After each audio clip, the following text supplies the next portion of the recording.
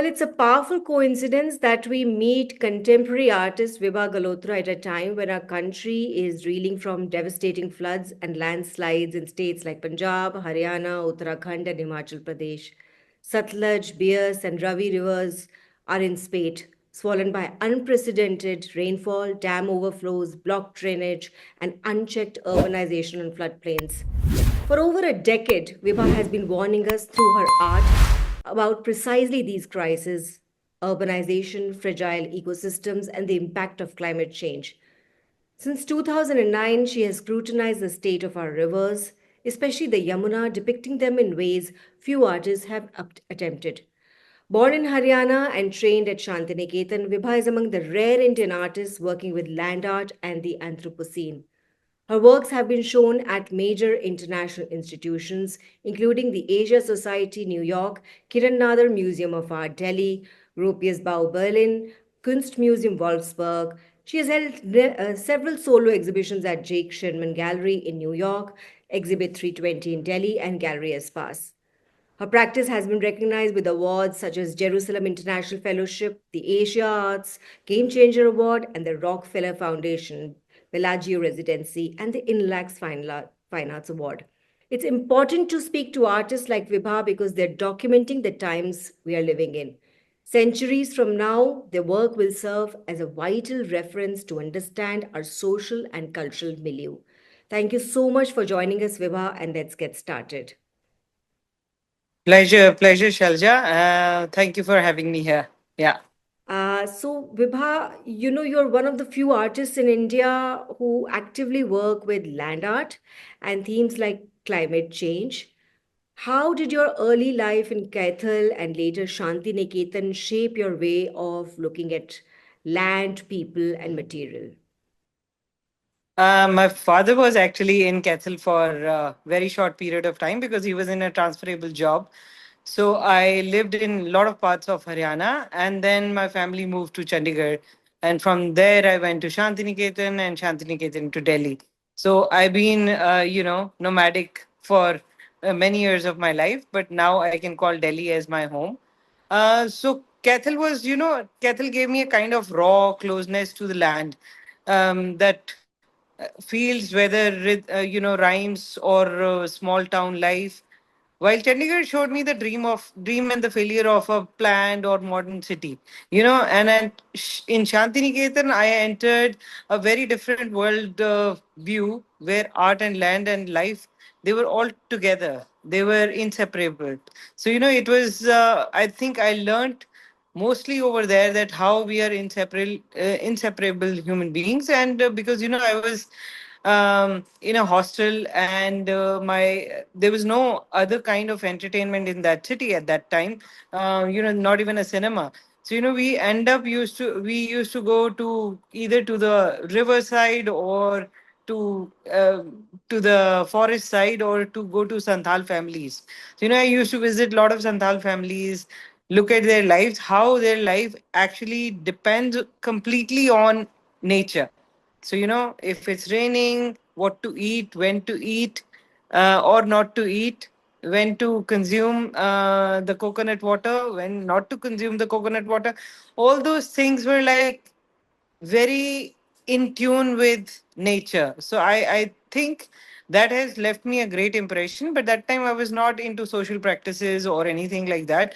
Never thought that art can be a voice to voice the issues of our time. But it was after coming to Delhi in 2005, and then learning about my work and evolving my work in 2008 or 9. I'll say that my work started changing towards the social practices, or maybe from 2007 onwards, I'll say. It started changing after my residency in South Africa at Back Factory, where we had a lot of interesting political question about work. So that was very interesting time for me to learn about my own art practice and how art can be a mode of change. Yeah. You have often spoken about the Yamuna River as, being Yeah. a catalyst and a turning point in your practice. What was the first encounter like with the Yamuna, and how did it change bring in a shift in your work? So it was very interesting encounter. I was invited for another, kind of event, which was basically Swecha, an NGO, and Coach. They were collaborating with NDTV to work on the cleaning of Yamuna. But that I'm talking about before Google Map age. So I was not aware that it is the Yamuna River where I'm going to. I thought they have invited me to some kind of a sewer. So it's a big nala which is open, and I am going there. So I went there, and I realized that I am at the river where I have spent my childhood. So we were living in Yamunanagar at one point, and my father also bought a house there.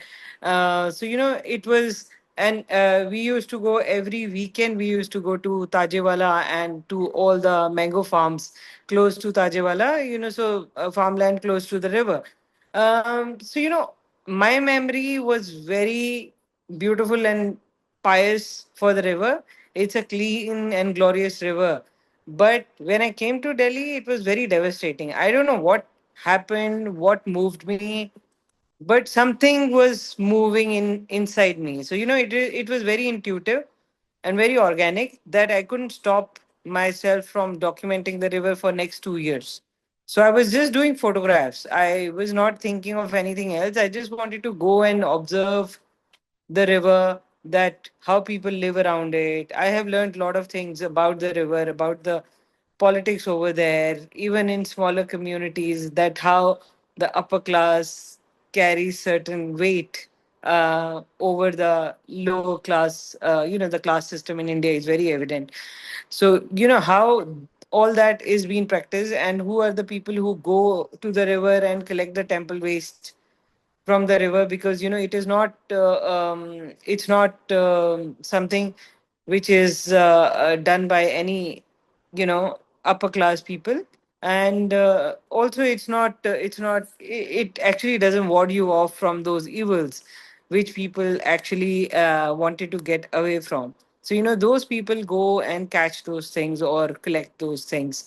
So I've learned a lot of things around the river, and then I started making friends over there.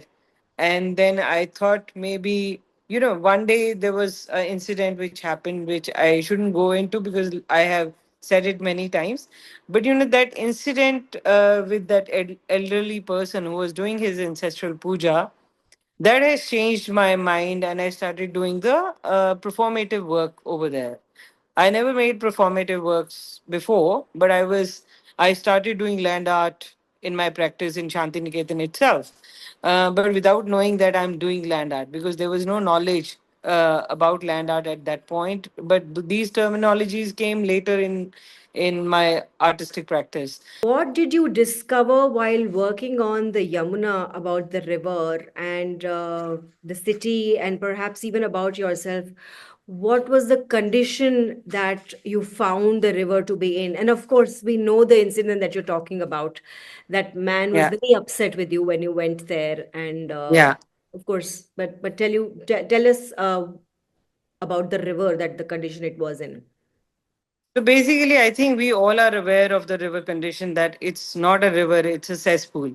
So all there is not much of the water which comes to the river from Haryana, from the state. So there is a state politics which doesn't let the full water to come to it is not a full flow of the river as it should be.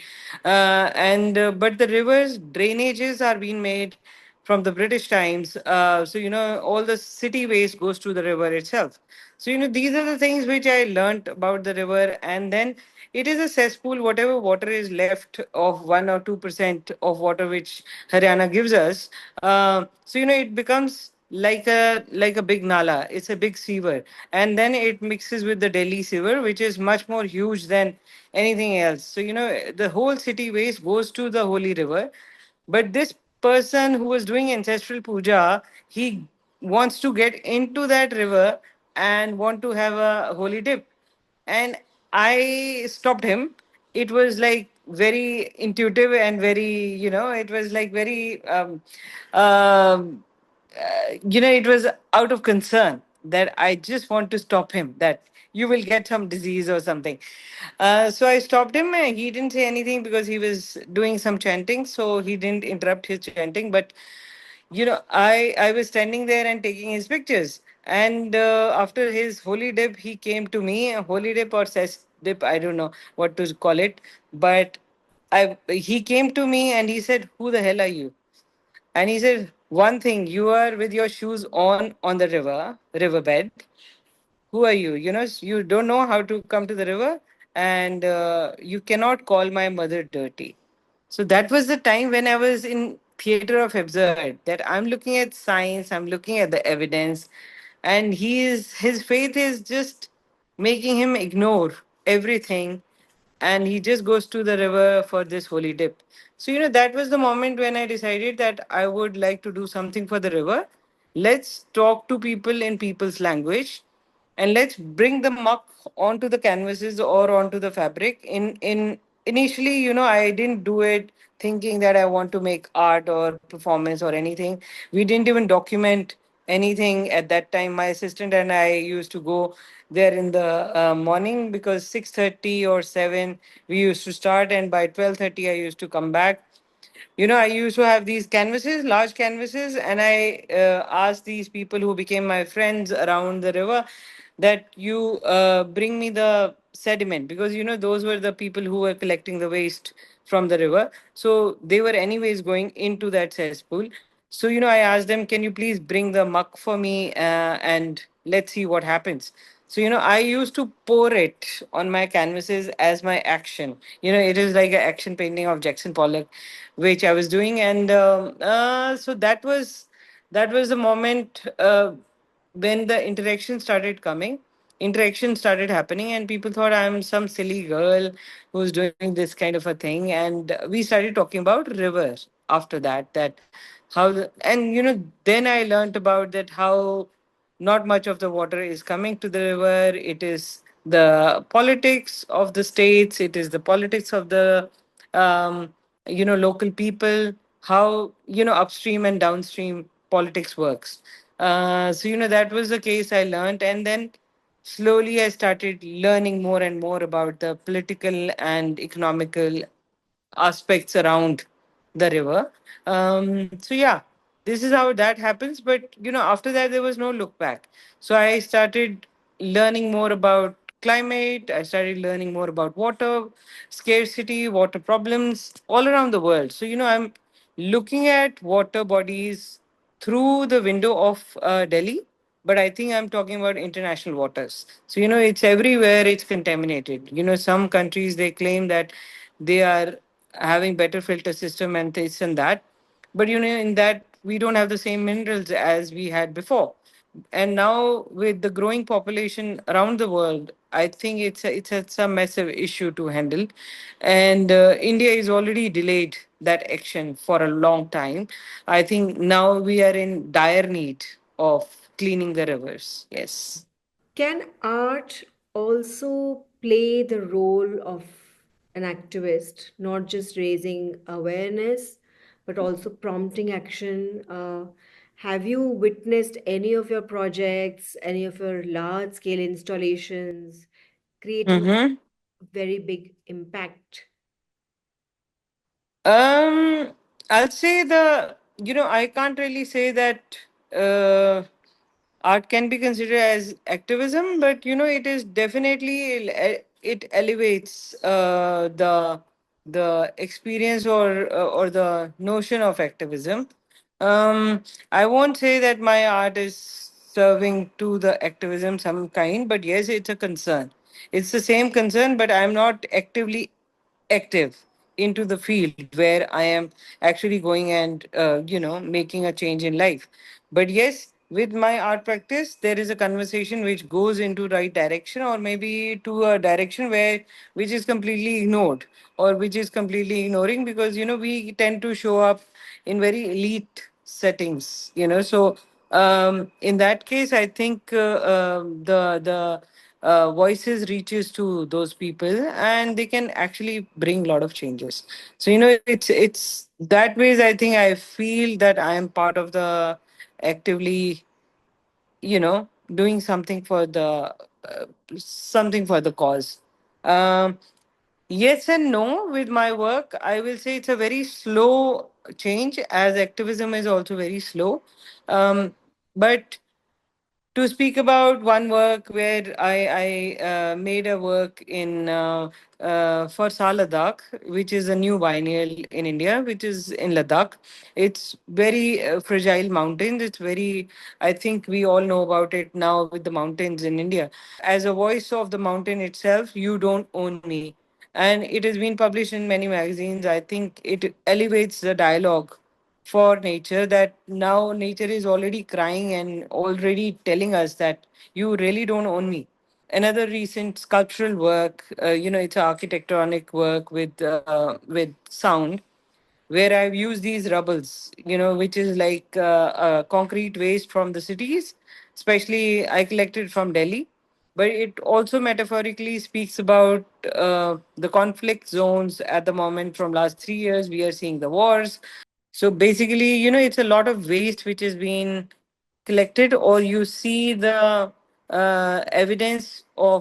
these evidence of those conflicts through the rubbles. So those debris which are around in the city, they actually shows that how much damage is being there. There's a loss of memory. There's absence of people. So that work, I think, has triggered a lot of dialogue. So that work has already gone to South Africa, where we have made the work from afresh, and made the work with the local rubbles. So, one was, there were two sites we have collected the rubbles because they were demolishing those sites. And then we happened to collect that rubble from those sites. One was a big playground for kids, and then another place was very interesting, which was an old school from apartheid times for elite class. So, what is the process like? If you can give the viewer, an insight into the process of how a contemporary artist or how any artist creates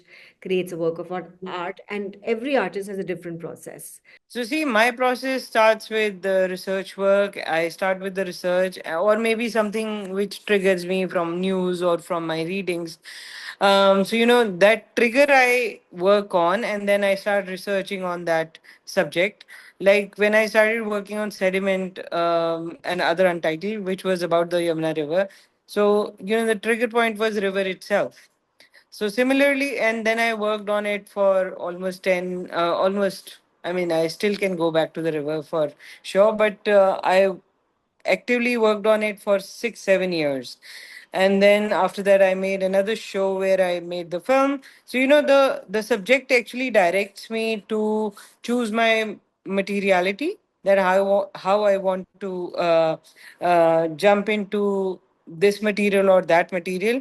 But the subject itself actually guides me, that I want to be converted into a film, I want to be converted into photographic work, or into a ghungru work. Ghungru work is something which I've been doing from last 12, 13 years. So ghungrus are the little bells or the ankle bells which are being worn by the dancers in India, and also the married women. So, I use both kind of ghungrus. They are different metals and different types or different shapes.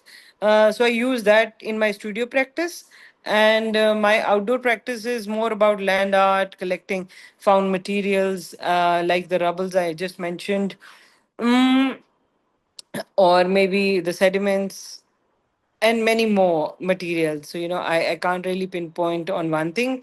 I was reading a newspaper, and there was a big, half page news about, somewhere in October or November after Diwali, that there is a bad air pollution in Delhi, and it crosses the, whatever limit WHO is giving.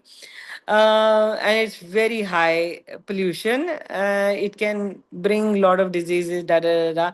And immediately below that, there was a advertisement for air purifier. I was like, wow. So they want to sell the air purifiers. So there's a news being made. You are from the news, world, so you know it, how it functions, how the editors do that, or maybe I don't know. It was a kind of absurd for me. It was a kind of you know, mockery on all of us. So I thought, why not to do something about it? So then I started researching about it. Then I found a guy in Britain who's collecting this air from Britain mountains, British mountains, and putting it in air cans, like small air cans or small jars, the glass jars, which he was selling for 85 to 150 pound. And you open the lid, it's just one breath. And he was selling it in China, in India, on Amazon. I was like, and on eBay. I was like, wow, this is amazing. This is another mockery on developing countries or countries with bad air. So it was funny. And so I started collecting the air of Delhi, thinking I need to put them in a box. So I started doing that, and so breath by breath was being born. So you see, I try to find fun in my work. I enjoy the process. I enjoy the research, but it becomes easy for the viewers to understand from that fun point. So I give them that entry point, either from the aesthetics of the work or from the fun part, that what is she doing, collecting the air. Why is she doing that? Like when I made the work, that negotiated necessities where people were wearing masks. I made it in 2008. uh, that people will have pig mouths. I was thinking of Nostradamus, who said once in some of his repredictions, or you know, it was said that people by 2012 will have pig mouth. So I thought maybe it's not pig mouth. It might be the mask we have to wear because we are living in a very uncertain times with the climate or bad nature, and Delhi was always polluted. So, you can imagine. So I said maybe it's because of the air pollution we have to wear the mask.